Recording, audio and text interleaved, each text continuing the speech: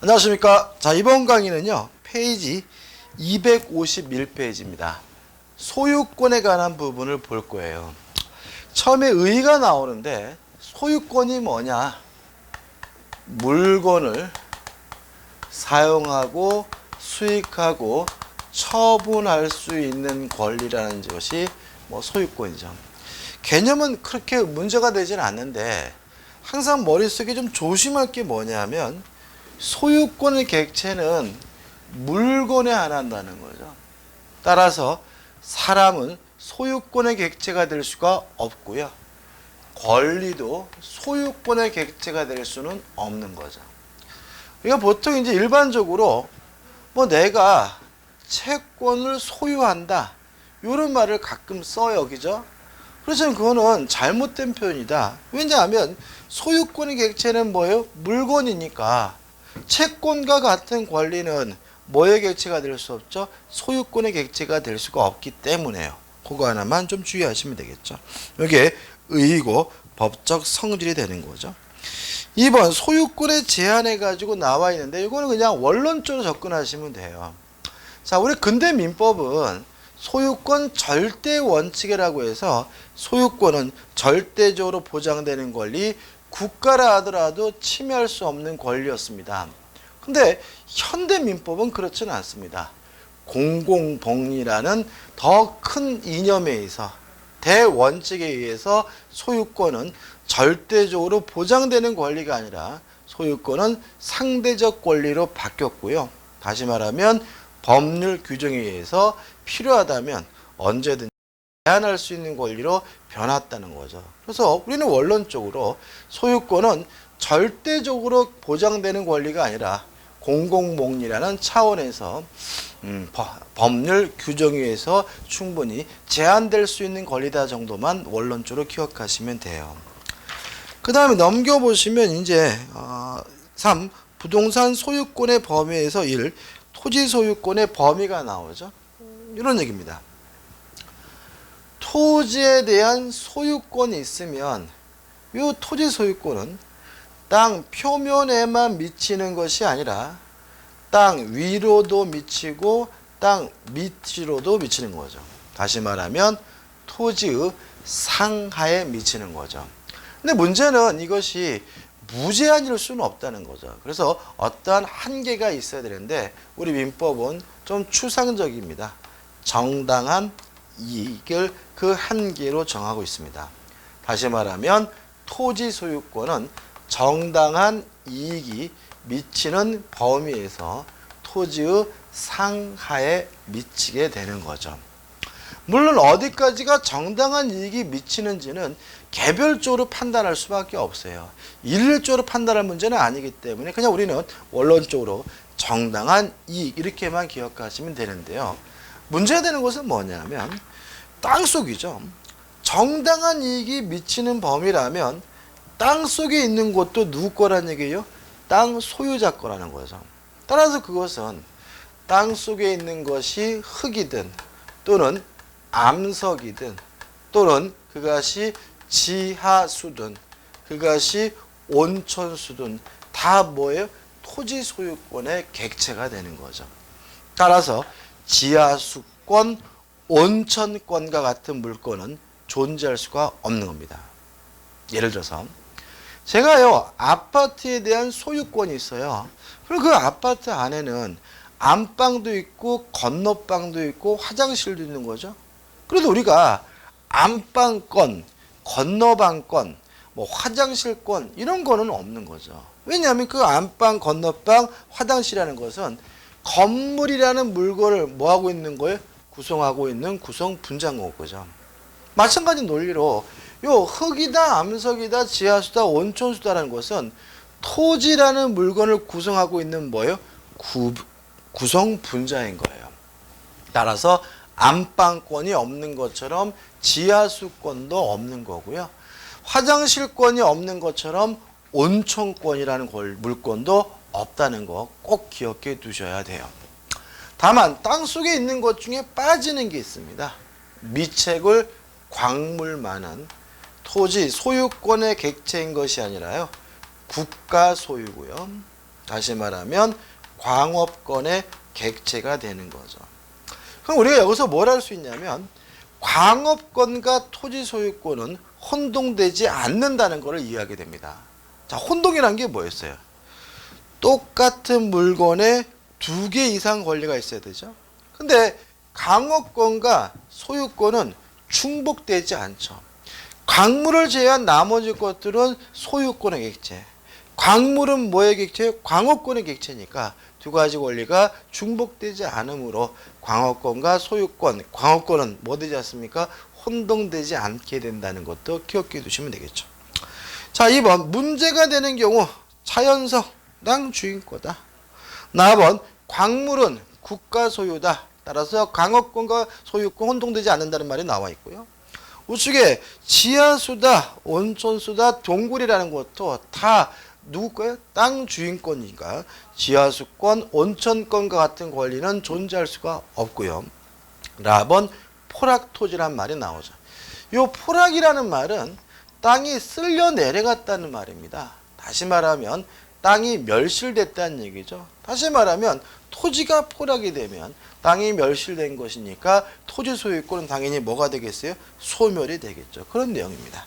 그 다음에 4번에서 상린관계라는 것이 나오고 있습니다. 일단 상린관계라는 말이 뭐냐면 상린이라는 말이 이게 서로 상자이기 때문에 서로 인접한 이런 말이에요. 서로 인접한 무슨 관계냐? 부동산 간의 이용을 조절하는 관계가 뭐냐면 상린관계예요. 문제는 뭐냐면 이 상린관계라는 민법 규정이 대단히 많다는 점인데 양이 많습니다. 다만 대부분의 규정이 사문화되어 있는 상태이기 때문에 다 일일이 꼼꼼하게 볼 필요는 없고요. 필요한 것만 정확하게 보시면 되고 교재에 나와 있는 정도만 좀 정리하시면 됩니다. 문제는 하단에 상린관계와 지역권의 비교가 나오는데 이거는 과거에는 가끔 나는 최근에 잘 안 내는데 우리가 이걸 이해하기 위해서 먼저 나중에 뭘 공부해야 돼요? 지역권을 공부해야 되거든요. 그래서 지역권을 공부하기 전이라면 아직 이해가 안 되겠지만 일단 결론만 먼저 말씀드리고 나중에 지역권을 공부하시면 아마 충분히 이해가 될 거예요. 첫째, 상린관계는 인접해야 됩니다. 지역권은 굳이 인접할 필요가 없습니다. 결론만 먼저 말씀드리는 거예요. 그 다음에 상린관계는 부동산 간의 문제입니다. 지역권은 토지 간의 문제입니다. 다시 말하면 상린관계는 토지와 건물 간의 문제일 수도 있고 건물 간의 문제일 수도 있고 토지 간의 문제일 수도 있어요. 그렇지만 지역권은 토지 간의만 문제이고요. 그 다음에 상린관계는 이용을 조절하는 관계입니다. 권리가 아니에요. 따라서 상린관계에 관한 민법 규정이 적용되기 위해서 등기할 필요도 없고요. 상린관계에 관한 규정이 소멸시 권리도 없는 거죠. 이에 반해서 지역권은 독립된 용의물권이기 때문에 지역권을 취득하려면 설정계약과 등기를 해야 취득하고요. 용의물권이기 때문에 20년에 소멸시효가 걸린다는 점에서 차이점이 있어요. 일단 아직 이해가 안 되도록 일단 기억해 두시고요. 난 뭔 소리인지 모르겠다. 그럼 일단은 상린관계란 서로 인접한 부동산 간의 이용을 조절하는 관계다라고 기억하시면 돼요. 자, 교재 보시면 이제 3. 상린관계에 관한 민법의 규정이 나오는데 1. 건물의 구분 소유 부분은 가입해 보십시오. 보지 않으셔도 됩니다. 보면 안 됩니다. 보지 마시고 보지 마세요. 그죠? 그 다음에 2번 인지 사용 청구권이란 말이 나오는데 그냥 개념만 이해하시면 돼요. 인지가 뭐겠어요? 인접한 토지라는 얘기죠. 예를 들어서 제가 제 땅에다가 건물을 지으려고 해요. 그러면 옆에 땅도 들어가야 되겠죠. 따라서 니의 땅도 쓰자. 이게 뭐예요? 인지사용 청구권인데 조심할 것은 이 인지사용 청구권 자체가 형성권이 아닙니다. 따라서 일방적으로 사용을 청구하는 것이 아니라 이웃 거주자의 승낙이 필요한 거고요. 특히 들어가고자 하는 것이 이웃 거주자의 주거인 경우에는 반드시 승낙을 얻어야 되고요. 승낙하지 않으면 법원의 판결이 있다 하더라도 주거에는 들어가지 못한다는 점 주의하시면 됩니다. 그 다음 3번 생활방해 금지가 나오는데 이거는 뭐 간단하게 자 이웃 거주자의 생활을 방해하는 행위가 있었어요. 그러면 첫째 이러한 생활방해 행위가 모두 금지가 되느냐? 그건 아닌 거예요. 이러한 생활방해 행위에 대해서 이웃 거주자는 인용할 의무, 받아들일 의무가 있고요. 수인 의무, 참아줄 의무가 있는 거죠. 다시 말하면 참을 만한 정도를 초과하는 경우에만 그때 비로소 금지가 되는 거죠. 따라서 참을 만한 정도를 초과하는 경우에는 그만하라 행위의 정지를 청구할 수가 있는 거고요. 만약에 그것으로 인해서 손해가 발생했다면 별도로 손해배상도 청구하는 것이 가능하다. 이렇게 되는 거죠. 이런 얘기입니다. 옆집에서요 새벽 2시에 부부싸움을 해요. 자다가 깼어요. 잠이 또 깼더니 안 들어요. 그럼 저의 생활이 뭐가 되고 있는 거죠? 방해당하고 있는 거죠. 그런 건 일단 어떻게 해요? 참아야 한다는 거죠. 기본적으로. 근데 이 거지 같은 인간들이 일주일에 한 5일은 새벽마다 싸워요. 그래서 도저히 못 참겠어요. 이렇게 참을 만한 정도가 어떻게 해요? 초과되면 그러한 행위 하면 안 되는 것이니까 그만 싸워라. 행위의 정지를 뭐 할 수 있어요? 청구할 수가 있는 거고요. 만약에 손해가 발생했다면 손해배상이나 위자료를 청구할 수가 있는 거죠.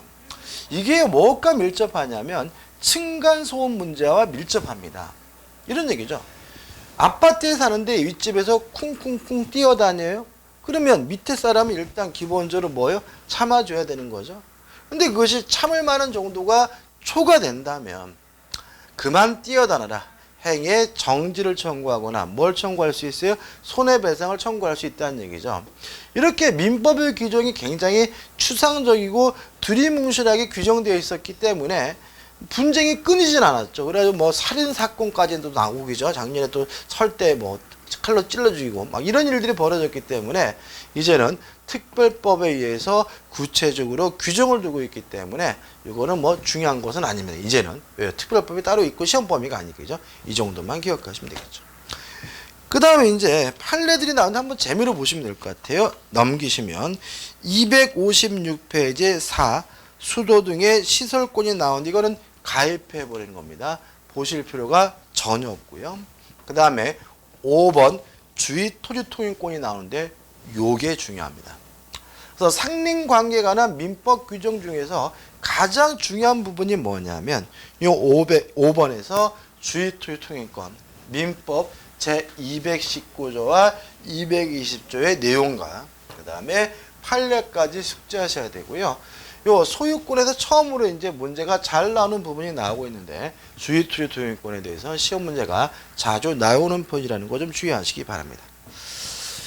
자, 먼저 의회부터 생각을 해보면 공로, 길로 나가는 것이 출입하는 것이 불가능해요. 갇혀 있다는 얘기죠. 또는 가능하더라도 과다한 비용이 들어요. 그럼 어쩔 수 없이 말 그대로 주위에 토지를 통행할 수가 있는데 이러한 권리를 우리가 뭐죠? 주위 토지 통행권이라고 합니다.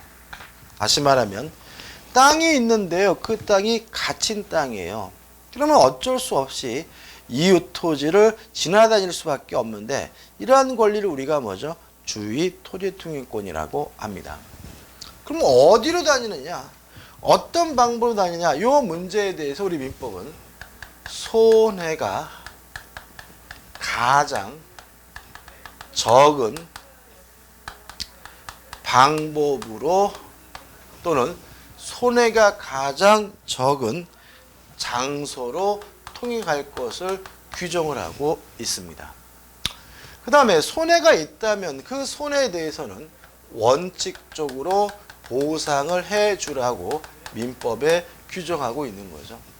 여기까지가 이제 민법의 규정을 제가 정리한 거예요. 그죠? 자, 그럼 이렇게 되는 거죠. 길로 나갈 수가 없다면 이웃 토지를 통행할 수가 있는데, 이게 뭐죠? 주의 토지 통행권이고, 방법과 장소는 손해가 가장 적은 곳을 선택해야 되고요. 또 손해가 있다면 그것을 원칙적으로 보상을 해줘야 된다까지 민법의 규정인 거죠. 이게 시험 문제 잘 나오는 이유는 뭐냐면요, 의외로 흔하기 때문입니다. 우리가 교외 지역의 지적도 같은 거 발급받아 보시면, 교외 지방, 그죠? 땅이 구획만 돼 있고 길은 없어요. 지적도 상으로는. 근데 실제로 가보면은 길이 없을 수는 없잖아요. 다 뭐가 있어요? 길이 있고요. 그 길의 법적 근거가 뭐가 되는 거죠? 주의 토지 통행권이 되는 거죠. 그래서 의외로 흔하고 최근에 법적 분쟁이 많이 발생하고 TV에도 많이 나오죠. 그 길 막았을 때. 그렇기 때문에 시험 문제 꼬박꼬박 출제되고 있는 것이죠. 여기다 이제 덧붙이면 돼요. 판례를 붙이면 돼요. 첫째, 주의 토지 통행권이 인정이 되려면 공로를 출입하는 것이 불가능해야 합니다. 그러면 불가능한지 가능한지를 판단해 봐야 되겠죠. 우리 판례는 판단 기준은 형식적으로 판단하는 것이 아니라 실질적으로 판단해야 된다는 것이 우리 판례 입장입니다.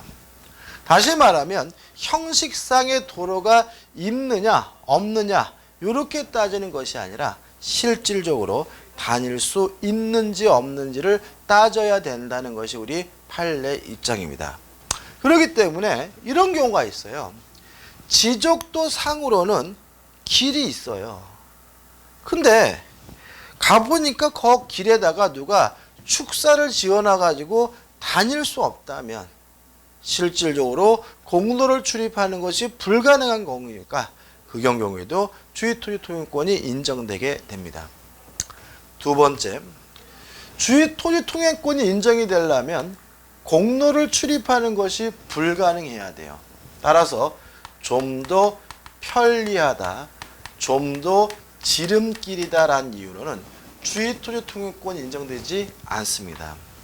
보통 이제 언론에 땅 주인이 길을 막았기 때문에 못 살겠다 해가지고 마을이 나오고 마을 주민들 인터뷰가 나오는 경우가 많은데, 그런 것들을 보면요, 법적으로 그런데 권리는 보장될 수가 없습니다. 왜 그러냐면 그분들이 뭐라 그러냐면 땅 주인이 그 길을 막았기 때문에 우리가 20분을 돌아간다, 불편해서 못 살겠다, 이런 뜻이거든요. 자, 우리 판례에 따른다면 불가능해야 주의토지 통행권이 인정되는 거예요.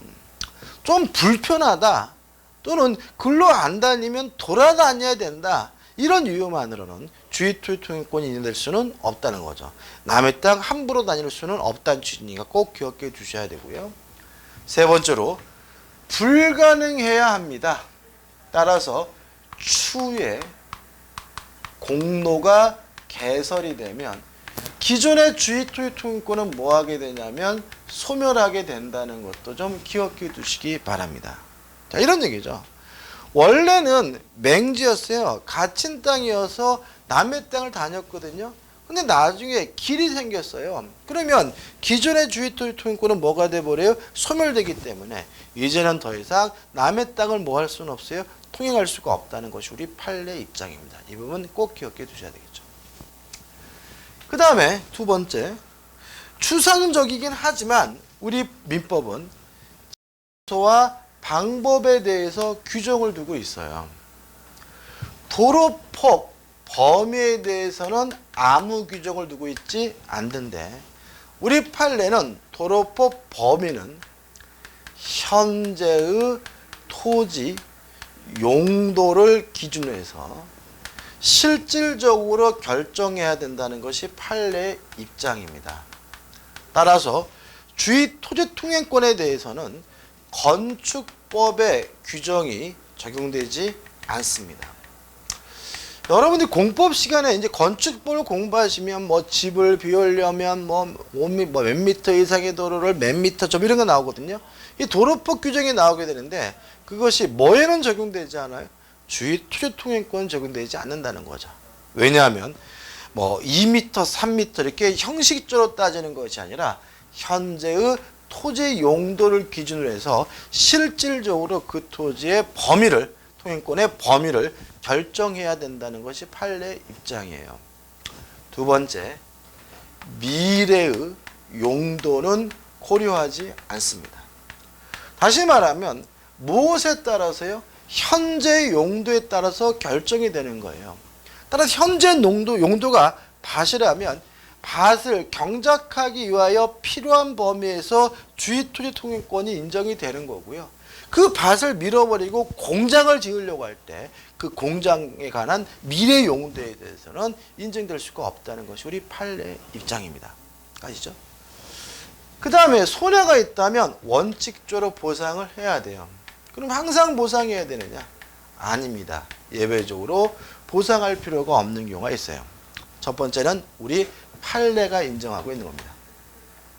그동안 보상 없이 통행하여 온 자입니다. 하여 온 자에게는 새삼스럽게 보상을 청구할 수 없다는 것이 우리 판례 입장입니다. 이건 일종의 뭐 법적 분쟁이랄까요? 안정을 위한 건가요? 자, 우리가 의외로 주의토지 통행권이 많다고 말씀드렸죠. 근데 재밌는 거는 우리는 좋은 민족이기 때문에 남의 땅을 다니면서도 실제로 보상을 안 하고 다니는 경우가 일반적이에요. 뭐 수십 년 동안.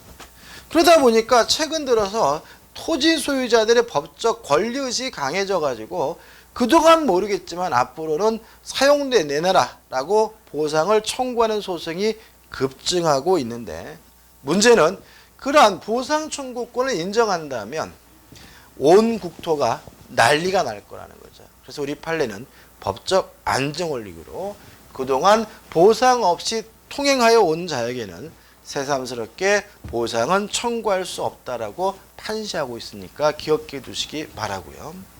두 번째는 우리 민법이 규정하고 있습니다.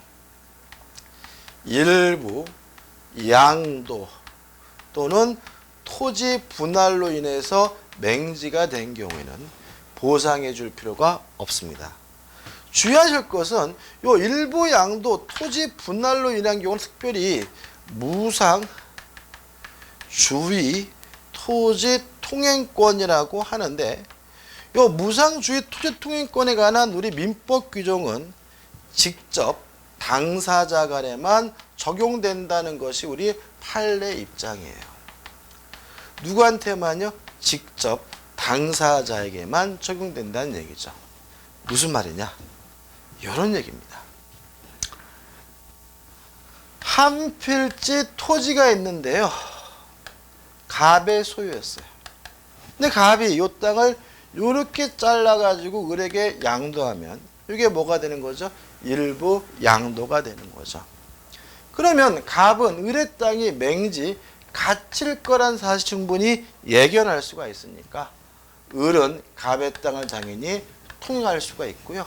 이때는 뭐도 할 필요 없어요. 보상할 필요도 없는 거죠. 이게 뭐예요? 일부 양도죠. 자, 도로가 있고요. 한 필지 토지예요.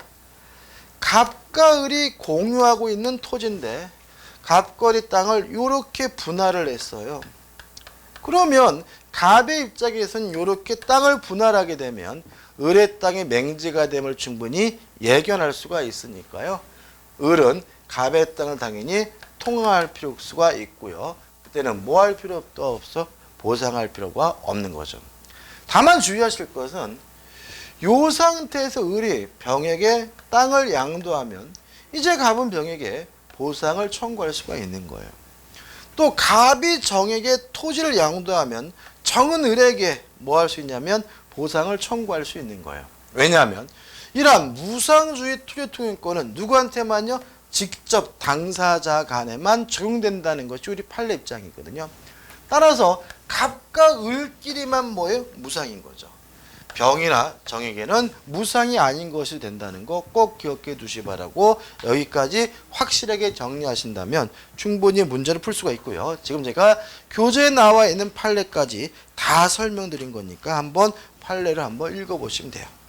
자, 정리하는 의미에서 258페이지의 대표 예제를 풀어보도록 하겠습니다.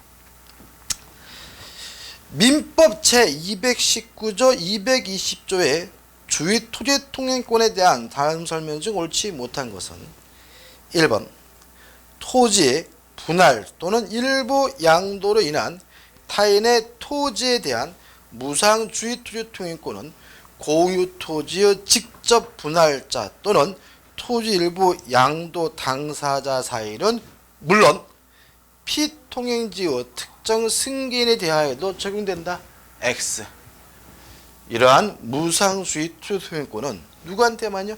직접 당사자 간에만 인정된다는 것이 판례 입장이에요. 답은 뭐죠? 1번이죠. 2번 공로에 나가기 위하여 주의를 토지를 통행할 경우 통행할 장소나 방법은 가장 손해가 적은 곳을 선택하여야 한다. 맞죠? 장소와 방법은 손해 가장 적은 장소죠. 3번 그 소유 토지 용도에 필요한 통로가 있는 경우에는 그 통로를 사용하는 것보다 더 편리하다는 이유만으로는 다른 장소로 통행할 권리를 인정할 수 없다. 맞죠? 공로로 출입하는 것이 뭐예요? 불가능해야 된다. 좀 더 편리하다. 지름길이란 이유만으로는 주의 토지 통행권이 인정될 수가 없죠. 4번 주의 토지 통행권은 지상권자와 인지 소유자 사이, 전세권자와 인지 소유자 사이에도 적용된다라는 말은 이러한 주의 토지 통행권은 땅 주인에게만 인정되는 것이 아니라 지상권자나 전세권자 더불어 임차권자에게도 인정이 되겠죠. 5번 주의 토지 통행권이 발생한 후 당해 토지 접하는 공로가 개설된 때에는 주의 토지 통행권은 소멸한다. 이것도 뭐죠? 이거죠. 불가능해야 된다. 따라서 추후라도 공로가 개설되게 되면 기존의 주의 토지 통행권은 뭐하게 되죠? 소멸하게 되는 것이죠. 끝이죠. 그 다음 우측에 보시면 물에 관한 상린관계가 나오는데 전혀 보실 필요가 없습니다. 물에 관한 상린관계 다 가입해 보시기 바라고요. 260페이지 하단에 보시면 경계에 관한 상린관계가 나오는데 이거는 결론만 기억하시면 돼요. 경계에다가 담을 설치할 때는 설치 비용은 반씩 부담하고요. 설치하기 위한 측량 비용은 반씩 부담하는 것이 아니라 면적에 비례해서 면적의 비율에 따라서 부담하게 되고요. 만약에 그 담에다가 뭐 CCTV든 뭐든 특수한 시설을 하고 싶다면 하고 싶은 사람이 비용을 부담하게 된다. 이렇게 정리하면 되고, 우측에 4번 경계에 담이 있는데 그 담이 누구 건지 모르겠으면 쌍방 소유자의 공유인 것으로 추정을 하게 되고요. 4번 옆집에서 나뭇가지가 넘어오면 잘라달라고 요구하고요. 응하지 않으면 잘라버릴 수가 있고요. 나무 뿌리가 넘어온 경우에는요, 발견하자마자 즉시 바로 제거해 버릴 수가 있습니다. 요 세 가지 정도는 좀 결론만 기억해 두시기 바라고요. 우측 하단에 공작물 설치에 관한 상린관계에서 상식성이 있는 얘기는 아니는데, 가번 너무 깊게 파지 마라 이런 얘기고, 나번 경계서 부근에서 건물을 건축하려면 경계로부터 반 미터 이상 거리를 두어야 하고요. 만약에 위반했다면 철거해달라고 뭐 할 수 있어요? 청구할 수 있지만 건물 건축을 시작한 후 1년이 지났거나 건물이 이미 완성된 후에는 손해배상만을 청구할 수 있다는 거 기억해 두시기 바라고요. 다음은 차면시설은 뭐 중요하진 않습니다. 그다음 넘겨보시면 지하시설 등에 대한 제한해가지고 뭐 우물을 파거나 그런 경우에는 경계로부터 2m 이상 거리를 둬야 되고, 또 국어, 저수지 이런 것은 경계로부터 그 깊이 반 이상 거리를 둬야 한다는 말이 나와 있죠. 중요한 건 아닙니다. 자, 대표주입니다. 경계에 관한 민법상의 규정 중 잘못된 것 1번 인접지 소유자는 공동비용으로 경계포나 담을 설치할 수 있는데 이때 소요되는 측량 비용 등을 포함한 모든 비용은 쌍방이 절반씩 부담한다. X. 측량 비용은 반씩 부담하는 것이 아니라 면적에 비례해서 부담하기 때문에 1번은 뭐죠? X죠. 2번 뭐 당연한 얘기고, 3번 인접지의 수목 가지가 경계를 넘은 때는 그 소유자에게 제거를 청구할 수가 있고 제거 청구에 응하지 아니할 경우엔 청구자가 제거할 수가 있고요. 4번 임저째 수목 뿌리가 경계를 넘은 경우에 임의로 제거할 수 있다. 다시 말하면 나무가지가 넘어오면 잘라달라고 요구하는 응하지 않으면 잘라버리고 나무 뿌리가 넘어오면 발견하는 즉시 잘라버릴 수가 있고요. 5번은 한번 읽어보시기 바랍니다. 자, 이번 강의 여기까지 하고요. 다음 강의 때 이어서 들어가도록 하겠습니다. 감사합니다.